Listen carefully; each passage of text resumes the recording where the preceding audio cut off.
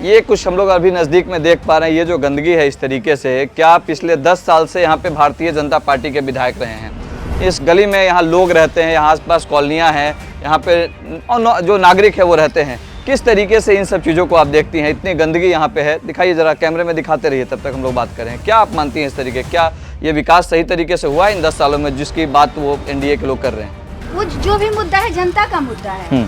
आपने अभी खुद दिखाया कि गली की जो स्थिति है, ऐसी स्थिति आपको मेन रोड पे भी दिख जाएगी।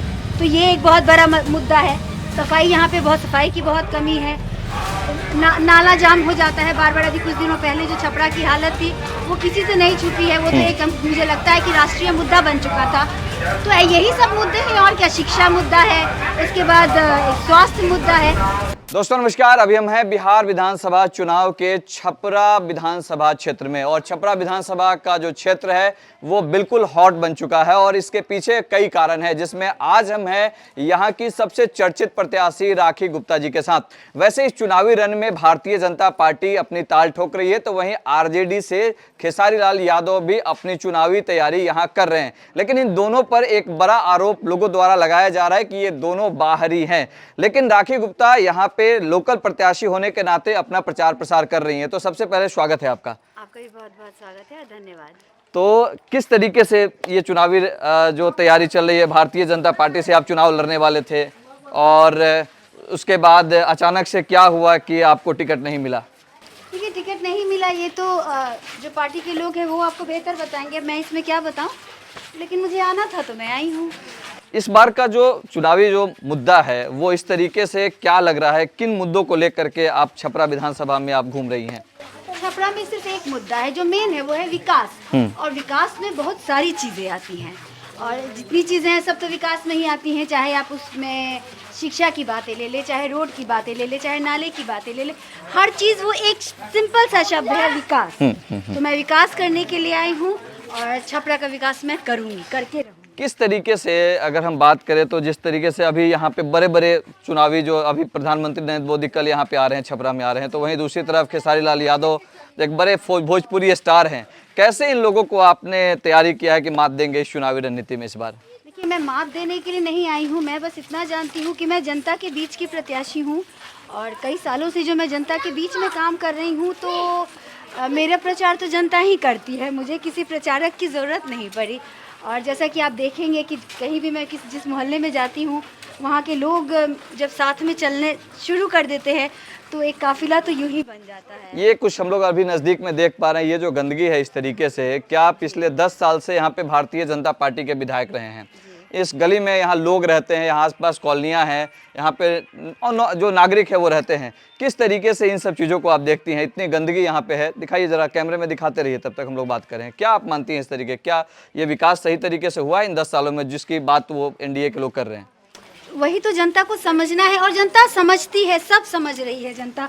ऐसा नहीं है कि जनता को समझ में नहीं आ रहा है। कुछ प्रतिशत जो लोग हैं वो ठीक है, पार्टी की बात अलग है, लेकिन मैं बस यही बात करती हूँ कि पार्टी अपनी जगह है, लेकिन प्रत्याशी ऐसा चुनो जो आपके लिए काम करे, जो आपके बारे में सोचे, जो हर पल सिर्फ और सिर्फ आपकी चिंता करे। तो कोई प्रत्याशी ऐसा चुनो।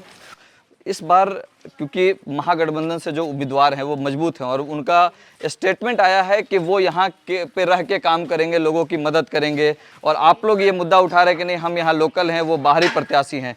किस तरीके से ये बात जनता को समझाने का प्रयास कर रही हैं आप?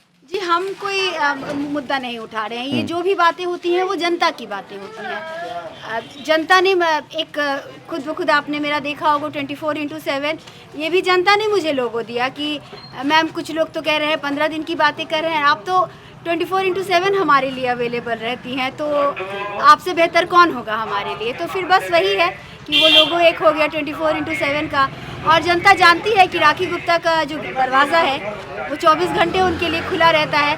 और जब राखी गुप्ता मेयर थी तो रात के 3 बजे भी जब मोना चौक पे राखी गुप्ता की ज़रूरत थी तो गई, रात के 12 बजे जब गुदरी बाज़ार में जब ज़रूरत थी तो राखी गुप्ता गई।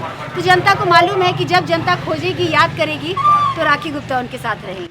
अगर हम अंत में बात करें कि इस बार जो आपका विकास का जो मुद्दा आप बता रहे हैं, बार बार विकास, 2 4 5 ऐसे आप अपने निजी मुद्दे बताइए जिस पे जो छपरा की जनता है वो इन चीज़ों को समझ पाए कि हाँ हमें वोट देना चाहिए।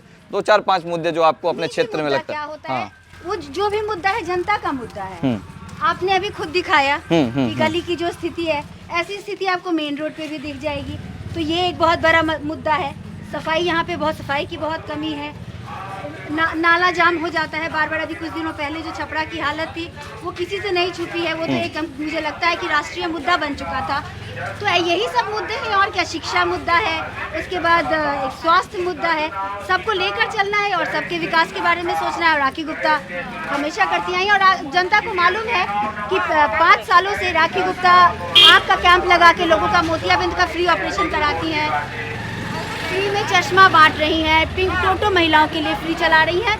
तो जनता को सब मालूम है। अब जनता को क्या क्या राखी गुप्ता बार बार बताएगी, ये चीज़ें आप लोग बार बार पूछते हैं, लेकिन हमारी जनता को सब चीज़ मालूम है। और राखी गुप्ता जनता की प्रतिनिधि है। जनता के बोलने पे राखी गुप्ता इस क्षेत्र में निर्दलीय उतरने की हिम्मत कर पाई हैं और जनता का भरोसा राखी गुप्ता के साथ है और राखी गुप्ता को भी जनता पे पूरा भरोसा। तो चलिए, हम उम्मीद करेंगे कि इस बार का जो चुनावी जो रन है इसमें आपकी जीत सुनिश्चित हो और जो जनता है उस बार आपको आशीर्वाद विधायिका के रूप में यहाँ पे चुन कर दे, जिस तरीके से पहले आपको मेयर बनाई थी। बहुत बहुत धन्यवाद आपका।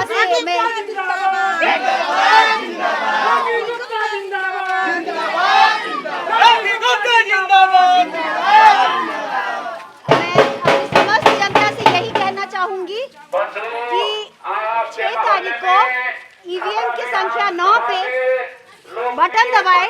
घर का चूल्हा जलाने से पहले ईवीएम पे जो 9 नंबर का चूल्हा है गैस का, उसको जलाए। राखी गुप्ता की हिम्मत बढ़ाए, राखी गुप्ता का साथ दे। राखी गुप्ता आपके साथ जैसे पहले हमेशा थी, अभी भी रहेंगी 24/7। धन्यवाद, बहुत बहुत धन्यवाद। Thank you.